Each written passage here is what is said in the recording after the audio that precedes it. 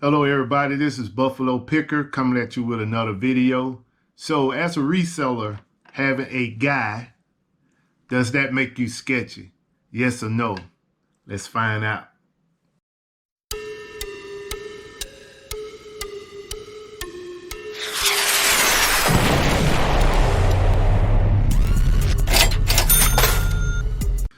Okay, so let's talk about a guy.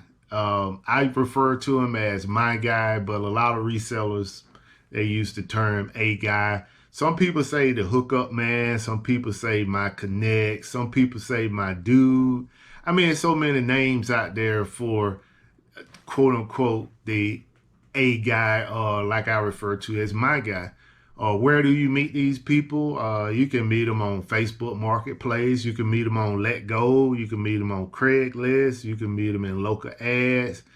Uh, you can place an ad in on local ad or Craigslist or whatever, just basically saying what you were looking for, and these folks will find you. I mean, I posted a video about liquidation, and some guy hit me up saying that, hey, I sell liquidations, at a good price. Let me know if you want to purchase from me. So, I mean, you can find a guy at estate sales. I mean, I have a lady that called me from estate sales, like she know I like to purchase Barbie. So when she find Barbie, she called me just to make sure that, I'm not interested in making that purchase. So it's definitely to your advantage as a reseller to have a guy.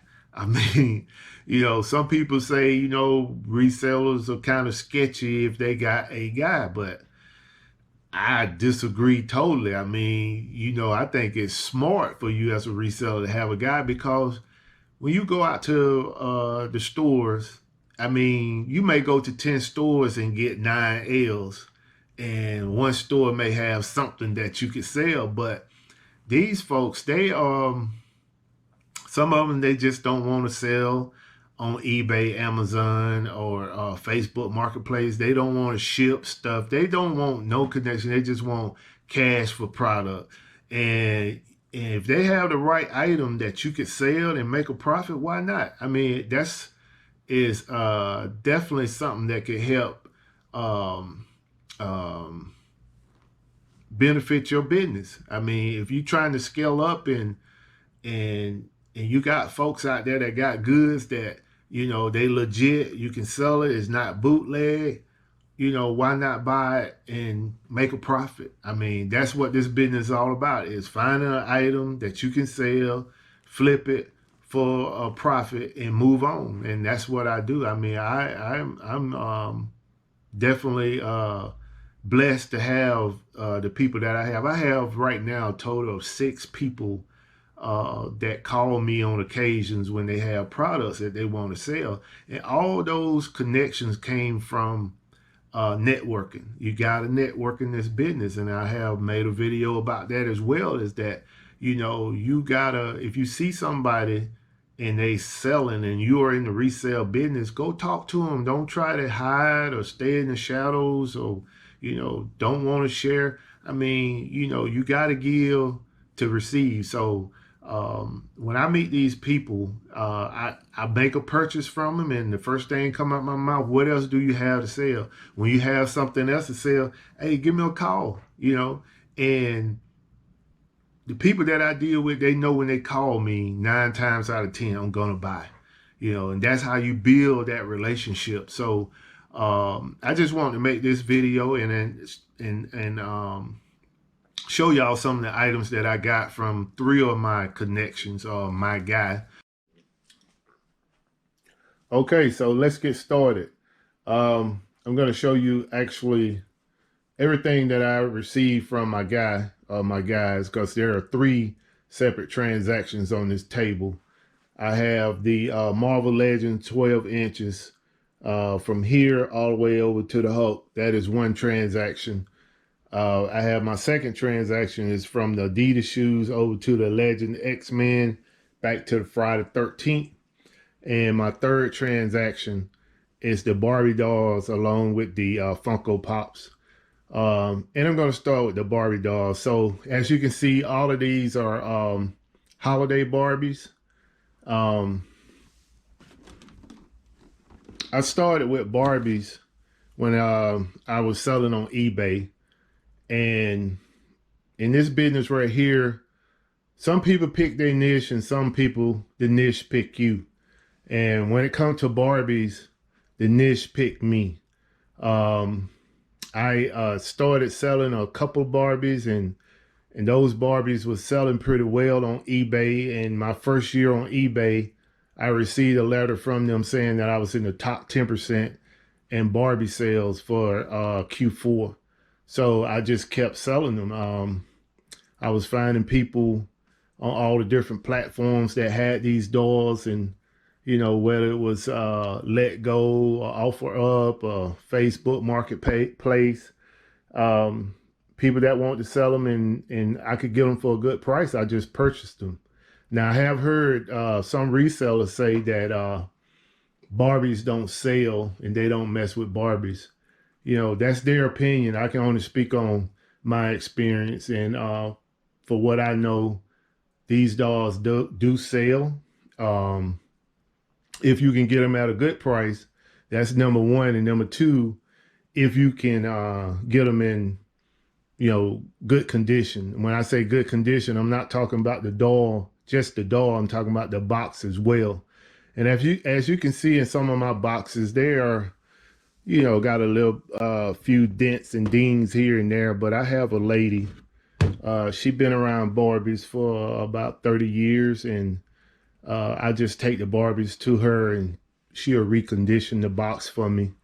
And I've been doing pretty well with them. As you can see, this is a Bart Mackey doll. He designs several dolls for Barbies, and this is one of them. This doll sell pretty good during Q4. And I think I have one more Bart Mackey. No, that's a 2001. Okay, it's right here in front of me.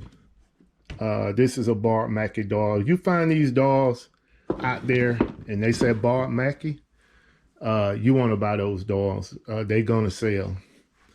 These dolls, you can't find them in the store anymore, and so they are a rarity. And once the dolls sell out in the stores and you can't find them in the stores, they become high demand. Especially like these dolls are high demand during Christmas time. So that's why I invest in them.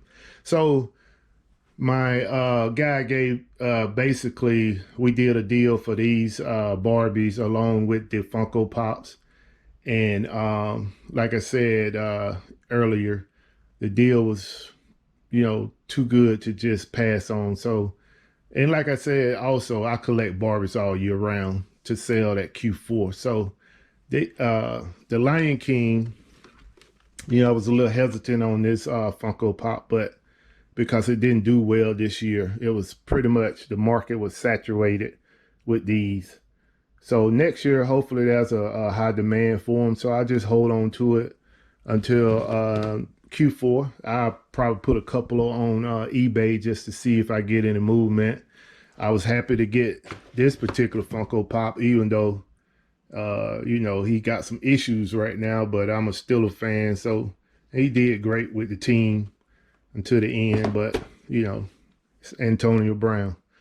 And I got a few Avengers and other Funko Pops back here. I got the Predator and a few others. So that was all in that haul right there with my guy. So let's move on to the second one. So this connection right here, I mean, he be having some excellent items that I purchased from him. I have purchased items that I just knew he was going to come in with a extreme high price that I probably wasn't going to do a deal with him on, but we kind of came to a happy medium on this one, and I was able to get, like I said, some good items. So the first item I have from him is these Adidas shoes. They are used, but they're in pretty good condition. I comped them at $50 in good condition. And like I said, those are pretty much in good condition. I have the figure of Mortal Kombat Sub-Zero. This is a popular figure here for this particular game, and the box hasn't been opened. I have Predator figures. This is the Predator Broken Tusk, Predator, the Mad Predator, Alien versus Predator. I have Predator Ultimate Edition. Let me open this one up. Okay, so I missed something here. This particular box right here, as you can see, it got a little damage. So this one will have to be sold on eBay. But still, all in all, it's in pretty good condition. Okay, so I have the pink Power Ranger. This box have a little box damage, so that will be an eBay sale as well. But most of these are in pristine condition, and I'm gonna sell them on Amazon. But a lot of them are horror figures. Like this is the Texas Chainsaw Massacre. And as you can see, it's in pristine condition. The box is excellent. I'm probably going to sell that one during Halloween in October. And I'm just going to skip past these Marvels here. You got a Hydro Man and a couple others. But one that I'm really excited about is the Friday the 13th. I have, let's see, 1, 2, 3, 4, 5, 6, 7 figures here. It's Friday the 13th, final chapter. And as you can see, this item is in excellent condition. I have Jason, Freddy versus Jason. And this one is in excellent condition as well. Get that back in there. And I have the Friday 13th 3D. The box, it's a little 3D. This was actually the first 3D / Friday 13th movie that I seen. So yeah, when I was a young buck. And this box is in excellent condition as well, or pristine condition. Oh, back in a mess here.